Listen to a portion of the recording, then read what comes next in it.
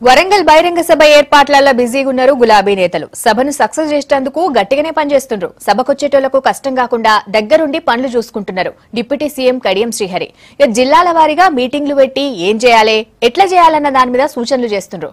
ఇక వరంగల్ సుడిగాలి పర్యటన చేసిండు మంత్రి హరీష్. కార్యకర్తలు నేతలతోని నేరుగా మాట్లాడిండు.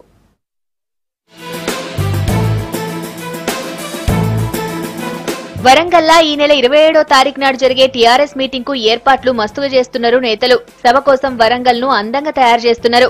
రోడ్లన్నింటినీ తోరణాలు టీఆర్ఎస్ జెండాలతో నింపిండ్రు.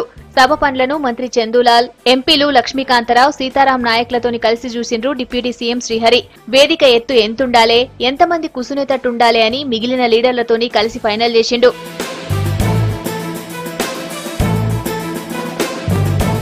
తర్వాత హన్మకొండల వర్ధన్నపేట నియోజకవర్గ కార్యకర్తలతోటి చర్చించిండ్రు కడియం. వరంగల్ సభకు చాలా మంది వచ్చేటట్టు చూడాలని చెప్పిండు. టీఆర్ఎస్ ను చూసి ఓర్వలేక కాంగ్రెస్ వాళ్ళు బద్నాం చేస్తున్నారని గరమైండ్రు.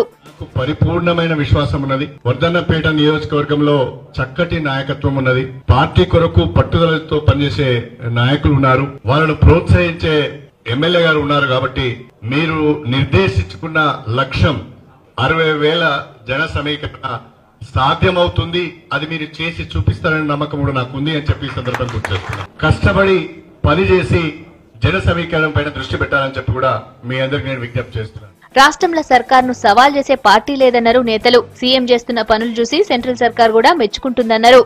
ఇక్కడ కొన్ని చిల్లర పార్టీలు మల్లర పార్టీలు మాట్లాడుతూనే ఉంటాయి.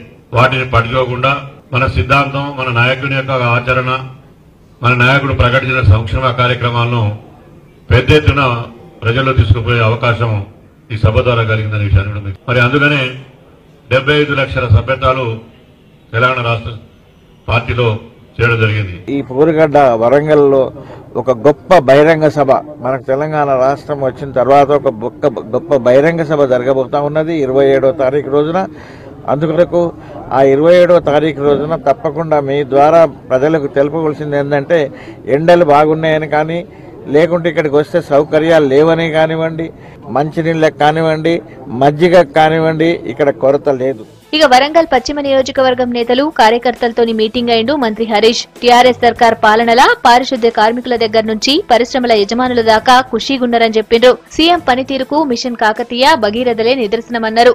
ఒక ఉద్యమ నాయకుడే ఇలా ముఖ్యమంత్రి అయింది కనుక, ప్రజల కష్టాలు దగ్గరగా చూసినటువంటి వ్యక్తి కనుక ఇవాళ ఈ రాష్ట్రాన్ని అభివృద్ధి పథంలో నడపడానికి నిరంతరం వారు కృషి చేస్తా ఉన్నారు. ఏది ఏమైనా నేను మీ అందరినీ కార్యకర్తని, ముఖ్య కార్యకర్తని కోరేది ఒక్కటే, దయచేసి సీరియస్ గా తీసుకోండి. రేపటి నుంచి గట్టిగా కష్టపడండి. మనం ఇంటింటికి వెళ్లి గడపకెళ్లి పెద్ద ఎత్తున జనాన్ని తీసుకెళ్ళండి. ప్రజలు సిద్ధంగా ఉన్నారు. 1000 రూపాయలు పెన్షన్ తీసుకునే ప్రతి అవ్వ కూడా మీటింగ్ రావడానికి చాలా సంతోషంగా. ఓరుగల్లు బహిరంగ సభను సక్సెస్ చేయాలని కార్యకర్తలకు పిలుపునిచ్చిండు మంత్రి ఈటెల రాజేందర్. హుజూరాబాద్ నియోజకవర్గ కార్యకర్తలతోని మంత్రి మీటింగ్ పెట్టిండు. పెద్ద సభలు పెట్టుడు టీఆర్ఎస్ కు కొత్తేమి కాదన్నాడు ఈటెల. హుజూరాబాద్ నుంచి 500 ట్రాక్టర్లలా సభకు పోతామన్నాడు.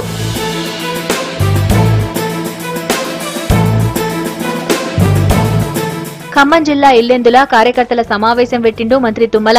27 నాడు జరిగే సభకు జనం బగ్గ రావాలన్నాడు. మేము వస్తామని చెప్పి మీ ఎంట పడుతున్నారు.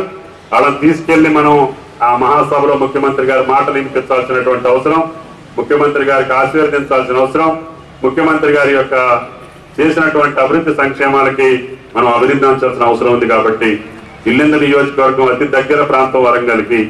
కాబట్టి మీరు అనుకున్నట్టుగానే ఎమ్మెల్యే గారు అన్నిటికీ ఏర్పాట్లు చేసే స్థితిలో తప్పకుండా ఏర్పాట్లు చేస్తామని చెప్పి విజ్ఞప్తి చేస్తూ సభను మస్తుగా జరిపేందుకు ఊళ్లల్లా మీటింగ్లు పెడుతున్నారు మంత్రులు.